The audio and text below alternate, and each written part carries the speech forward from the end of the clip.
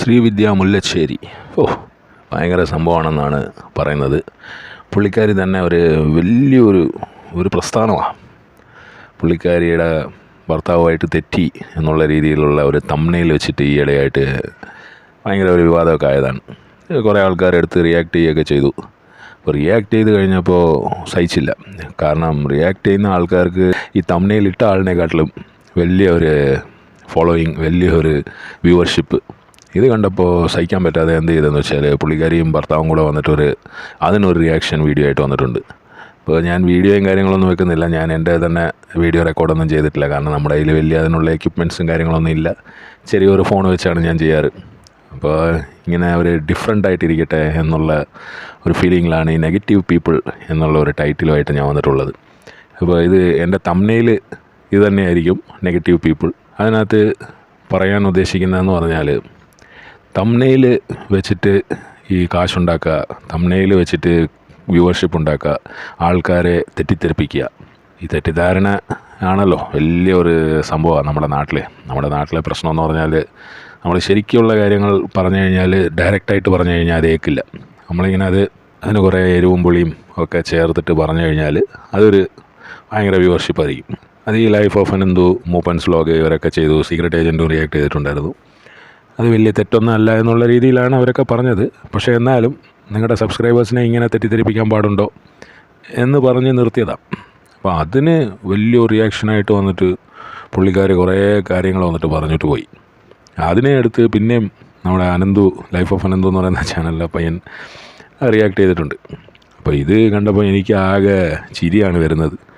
ഇവർ പറയുന്നതെന്ന് പറഞ്ഞാൽ, ഈ ആദ്യം തംബ്നെയിൽ തെറ്റിച്ചിട്ട ആൾ, ആ സ്ത്രീ പറയുന്നതെന്ന് പറഞ്ഞാൽ, സ്ത്രീയും അവളുടെ ഭർത്താവും പറയുന്നതെന്ന് പറഞ്ഞാൽ ഇന്നത്തേക്കുള്ളതായി ഇവർക്ക്.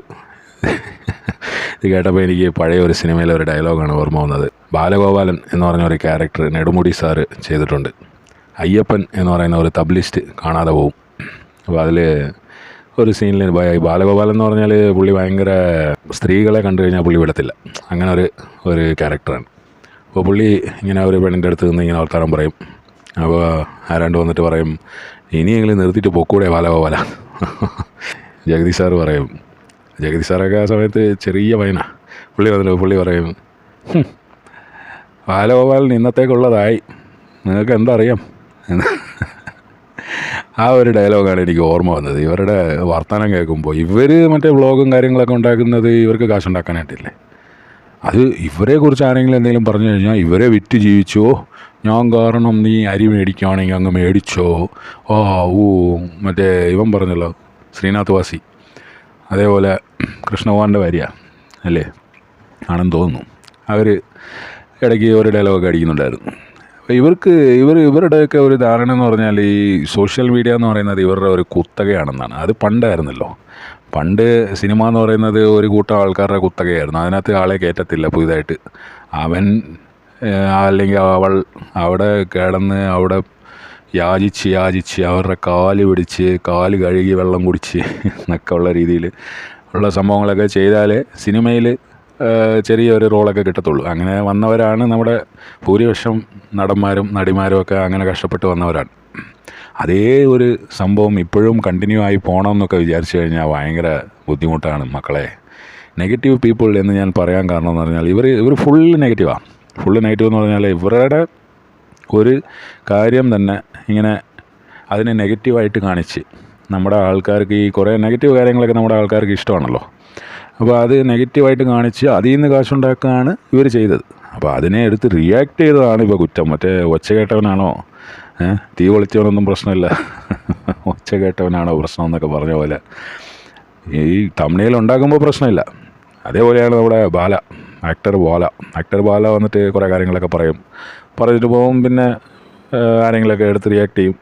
ആരെങ്കിലും അല്ല, ഒരു ഒട്ടുമിക്ക ആൾക്കാരും എടുത്ത് റിയാക്ട് ചെയ്ത് കഴിയുമ്പോൾ പുള്ളി വന്നിട്ട് പറയും, എൻ്റെ ഫാമിലിയെക്കുറിച്ച് നീ പറയരുത്, അതിന് നിങ്ങൾക്ക് റൈറ്റ്സ് ഇല്ല എന്നൊക്കെ പറഞ്ഞിട്ട് ഇയാൾക്ക് പറയാം. കാരണം അത് ഇയാളുടെ ഫാമിലിയാണ്. അതെന്തിനാണ് ഈ സോഷ്യൽ മീഡിയയിൽ എന്തിനാണ് വിളമ്പുന്നത്?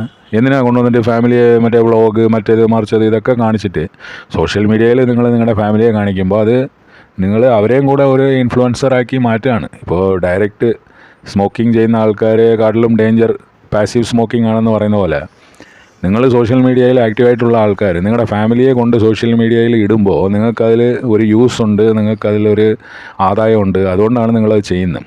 അങ്ങനെ ചെയ്യുമ്പോൾ അതിൻ്റെ കൂടെയുള്ള പാക്കേജാണ് ഈ നെഗറ്റീവ് കമൻറ്റും ഈ മറ്റേ ആൾക്കാർ റിയാക്ട് ചെയ്യലും അതും ഇതൊക്കെ. അത് സഹിക്കാൻ പറ്റുമെങ്കിൽ മാത്രമേ നിങ്ങൾ അങ്ങനെ ചെയ്യാൻ പാടുള്ളൂ. അല്ലാതെ ചുമ്മാ വന്നിട്ട് ഞാൻ ചെയ്യുമ്പോൾ എല്ലാം കറക്റ്റ്, വേറെ ആരും ഇത് ചെയ്യാൻ പാടില്ല, എന്നെ വിറ്റ് ജീവിച്ചു ആണ്ടി എന്നൊക്കെ പറഞ്ഞു കഴിഞ്ഞാൽ എന്താ ഇത്? നന്നായി കൂടെ? ഇനി എന്നാ നന്നാവുക? മനസ്സിലാവാത്ത പോലെ നടിക്കുകയാണ്. അതാണ് നമുക്ക് സഹിക്കാൻ പറ്റാത്തത്. അതാണ് ഈ നെഗറ്റീവ് പീപ്പിൾ എന്ന് പറയുമ്പോൾ നമ്മുടെ നാട്ടിൽ ഏറ്റവും കൂടുതലുള്ളത് നെഗറ്റിവിറ്റിയാണ്. നമ്മുടെ മുഖ്യമന്ത്രിയെ വരെ വേണേൽ അതിനകത്ത് പറയാം. പക്ഷെ ഞാനിപ്പോൾ അത് പറയുന്നില്ല തൽക്കാലം, കാരണം കുറേ ആൾക്കാരത് പറയുന്നുണ്ടല്ലോ. പിന്നെ സെലിബ്രിറ്റി ആയാലും ബോബി ചെമ്മണ്ണൂർ ആയാലും ബിസിനസ്സുകാരായാലും ബോബി ചെമ്മണ്ണൂർ എന്ന് പറയുമ്പോൾ ഈ ബാല ഇതുപോലത്തെ ആക്ടർ ബാല ഇതുപോലത്തെ ആൾക്കാരായാലും ഒക്കെ മറ്റേ നെഗറ്റിവിറ്റിയുടെ ആൾക്കാരാണ്. എന്തിനാണ് ഈ നെഗറ്റിവിറ്റി? അതാണ് എനിക്ക് മനസ്സിലാവാത്തത്. നിങ്ങൾക്ക് നല്ല കാര്യങ്ങളൊക്കെ പറഞ്ഞ് നല്ല രീതിയിൽ മുന്നോട്ട് പോയിക്കൂടെ? അത് ചെയ്യില്ലല്ലോ. എന്ത് വക ഒരു ഇതുണ്ടായാലും എന്തൊരു സംഭവം ഉണ്ടായാലും അതിനകത്തൊരു നെഗറ്റീവ് സാധനം കുത്തിക്കയറ്റുക എന്ന് പറയുന്നത് എന്താ ഇത്? സമ്മതിക്കണം.